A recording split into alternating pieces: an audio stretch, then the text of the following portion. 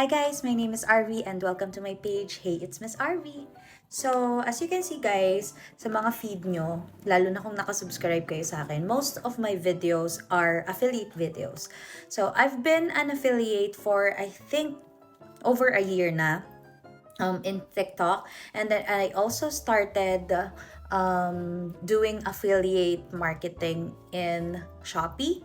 And kung affiliate din kayo or nagsastart kayo mag-affiliate, yeah, I'm very happy to share with you my experiences, and you can also let me know sa comments kung ano din yung experience nyo. So, on my end, wala akong idea sa pagiging affiliate. Wala akong idea, wala akong interest and all until last year. So, I have been working online for 2 years na. And I've been in a corporate for 7 years. Syempre, pag nasa corporate ka, super busy. Grabe, hanggang Sabado yung pasok ko talaga nung nasa corporate ako nagtatrabaho. So, wala na akong time sa mga online stuff and all. Parang kapag kalinggo, natutulog na lang ako. And then, when I started doing online jobs, one of the things that I was tasked to do is look for affiliates. So it is a Singaporean brand, and we are looking for influencers or affiliates that we will send our products to. Alam nyo yun? Tapos yung products namin, dahil nga Singaporean brand siya, kapag kinonvert mo siya sa peso, ang mahal. As in, 8,000 siya isang box. Tapos, naghahanap lang ako ng mga tao na pagbibigyan nun ng libre. Diba, imagine that? Tapos, tinitignan ko yung feeds nila. Parang nare-realize ko habang tumatagal na, teka, parang kaya ko rin gawin to.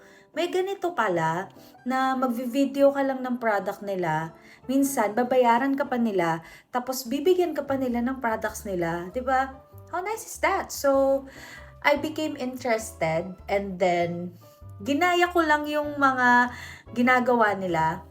Tapos, alam nyo ba, parang 1 month of doing that, na-invite na ako sa TikTok event, sa isang TikTok event, and I was so happy. I was very ecstatic. Para siyang training kung paano ba tamang gumawa ng videos, paano ba, saan ba nag-start din yung affiliate, TikTok affiliate and all.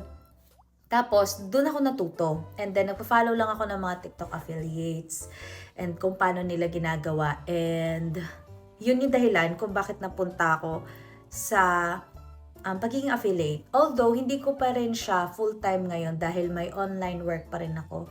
Pero, alam nyo, nakakadagdag siya. Nakakadagdag talaga siya, lalo na kapag dumadating yung panahon na parang nabibitin ka.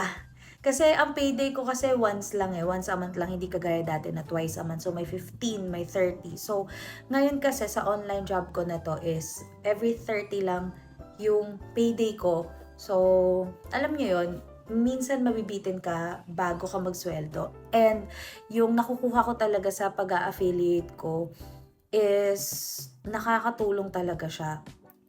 At also pa, doon ko na-realize na ang dami mong makukuha mga products, mga free products sa pag-a-affiliate. So, kung nahihiya kayo, actually ako medyo nahihiya pa din ako kasi I don't know. Hindi to tama, pero ito lang talaga yung nangyayari sa akin na I'm always thinking na ano sasabihin nila sa akin. Nagtatrabaho ako dati sa corporate, tapos ngayon nagbebenta ako ng kung ano-ano online, 'di ba? But minsan may isang tao na nagsabi sa akin na wag mo silang isipin, hindi naman nila iniisip 'yon. Parang sa isip ko, baka nga naman nag-o-overthink lang ako na hindi naman din nila naiisip 'yon, 'di ba? But the safest that I'm doing is hindi ko na lang sila ina-add doon sa TikTok account ko, and pag nakikita ko sila, tinatanggal ko sila para hindi nila ako makita kasi I don't know. We are different, pero I think kung hindi kayo ganun at talagang i-embrace nyo yung pagiging affiliate nyo, kung gusto nyo man mag-affiliate, tas hindi kayo nahihiya sa kahit sino, mas magiging better yung pag-a-affiliate nyo.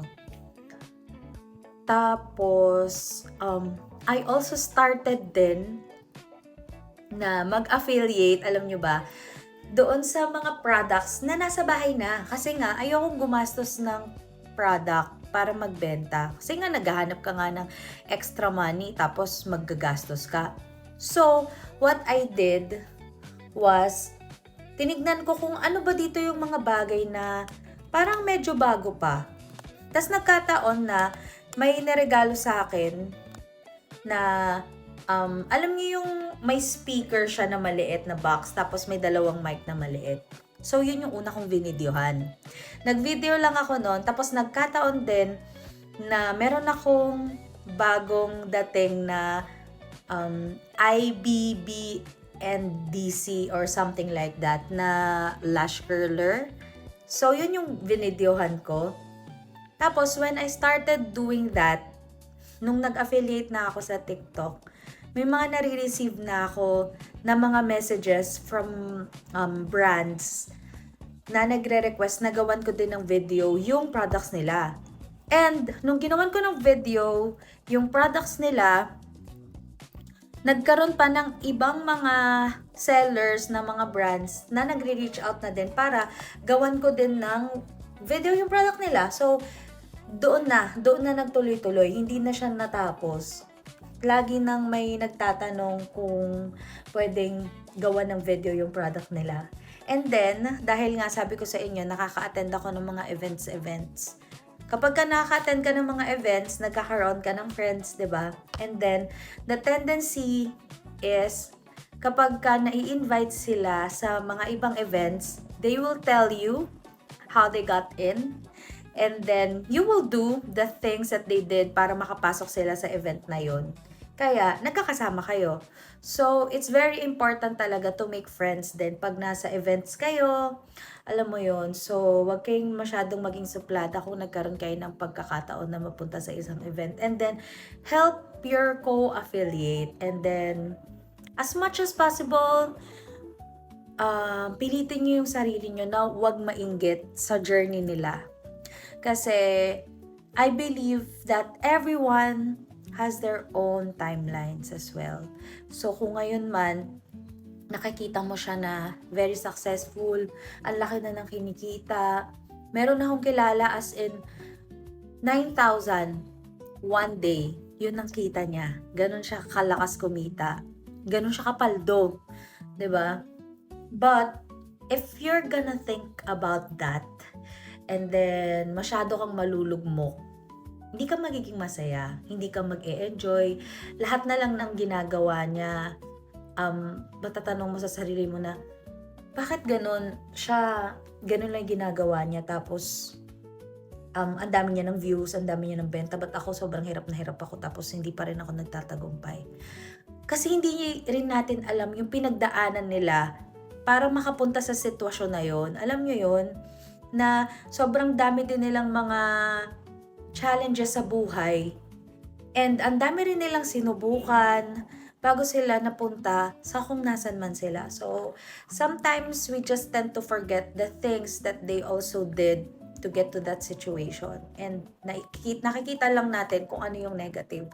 And minsan, hindi rin natin na-appreciate kasi ganun ako dati. I know everyone naman siguro minsan dumadating sa ganung sitwasyon na mapapatanong ka, di ba na, bakit sila ganun ang galing? Bakit ako hindi ko kayang gawin? Or ginagawa ko naman yung ginagawa nila pero di siya nag-work. So, I just learned to accept everything and wait for my time. Dahil may mga blessings din naman ako na wala sila, na hindi nila alam, na may mga bagay din sa buhay ko na napapatanong din sila na buti pa si RV ganito. Ako, hindi ako ganyan. Alam mo yon. So, every person has every reason to be thankful for, and I just really believe that you just need to you just need to look at the positive side of things, and yun, just always be positive. And so, ayun lang tayo for today. I will see you on my next video. Bye!